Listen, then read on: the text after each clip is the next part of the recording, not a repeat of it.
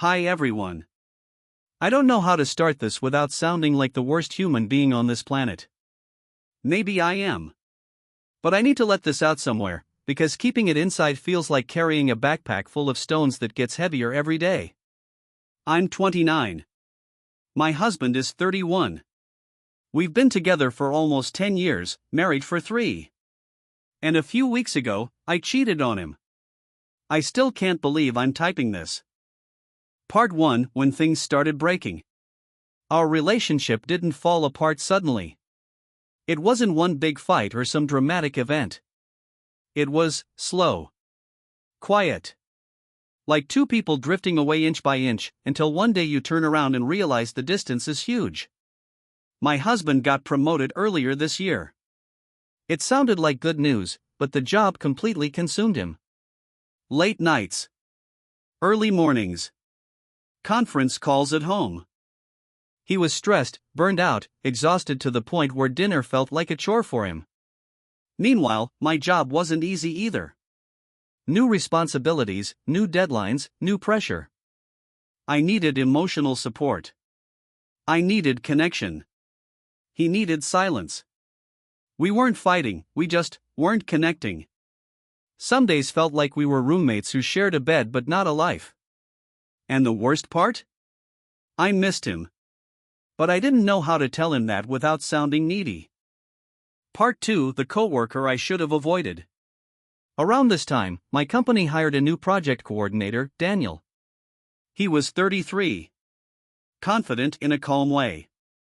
Not overly handsome, but he had this presence, like he noticed things about people that others didn't. He remembered small details. He complimented people without being creepy.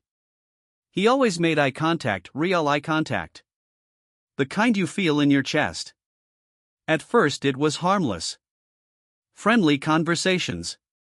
Quick jokes. The usual. But then little things started to happen. One day, he brought me coffee because you looked tired this morning.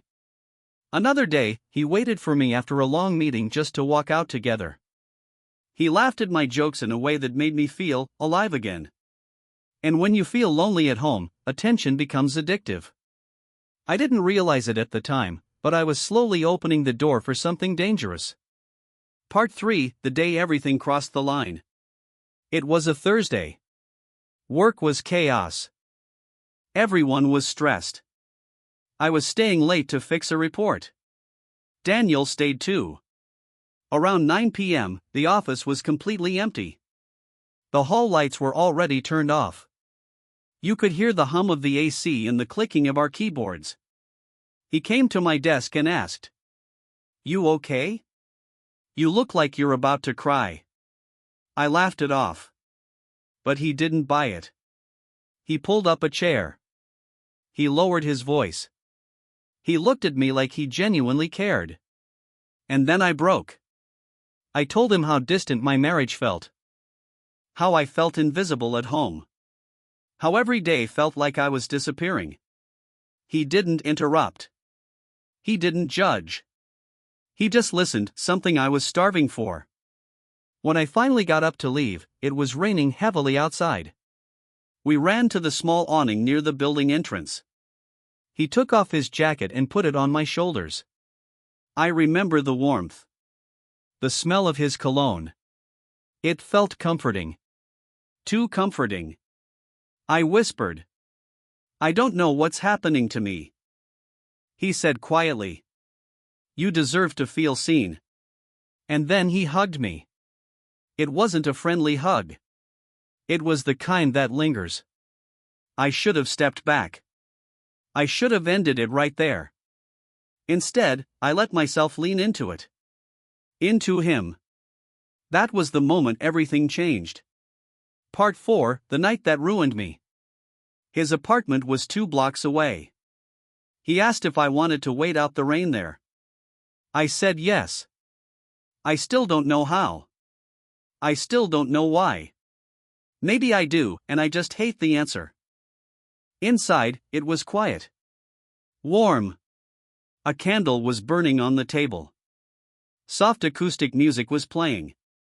He made us tea. My hands were shaking. He sat across from me and asked, "When was the last time you felt truly happy?" And my eyes filled with tears. I didn't answer. He moved closer. Too close. He touched my cheek. And I didn't stop him. The kiss was slow at first. Almost hesitant. Then it wasn't. I wish I could say I was drunk. Or manipulated.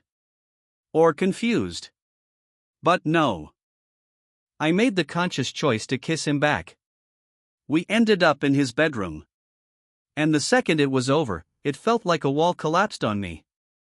I sat on the bed shaking, unable to breathe. He tried to talk to me. I couldn't respond. I felt dirty. Broken. Wrong. I left without saying goodbye. Part 5, the morning after. I came home around 1 a.m. My husband was asleep on the couch, laptop open beside him, like he'd been working until he passed out. I walked up to him. He looked so peaceful. So tired. So innocent. And I broke again. I went to the bathroom, sat on the floor, and cried until I couldn't breathe. In the morning, he woke up early, made me coffee, and said, "I'm sorry I've been so distant lately. I promise I'll do better." That sentence destroyed me more than anything else. He was trying. He didn't know I'd already broken something sacred. Part 6, what happened after? Daniel texted me. "We need to talk. Please." I blocked his number. I blocked him everywhere.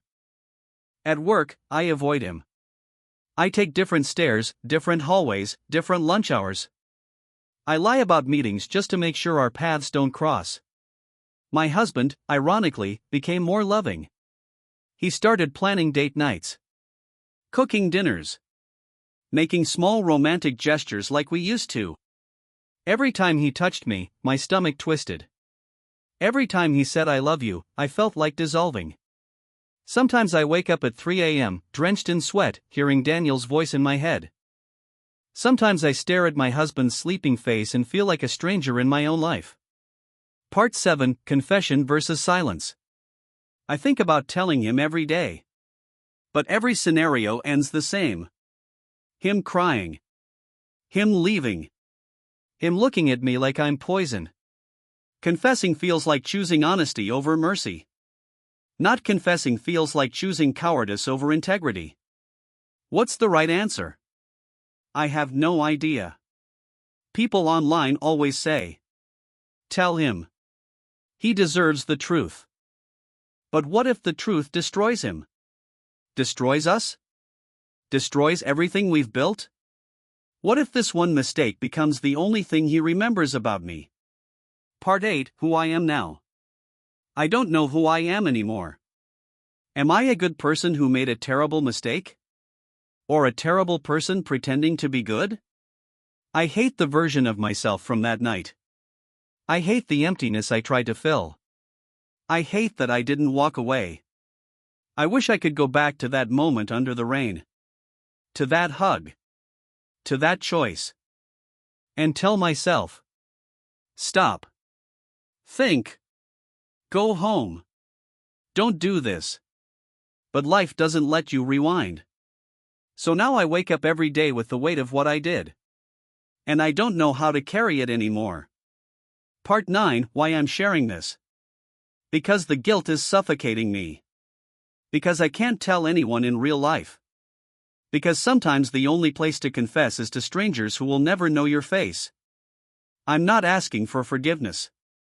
I don't deserve it. I just needed anyone, to hear me. Thank you for listening.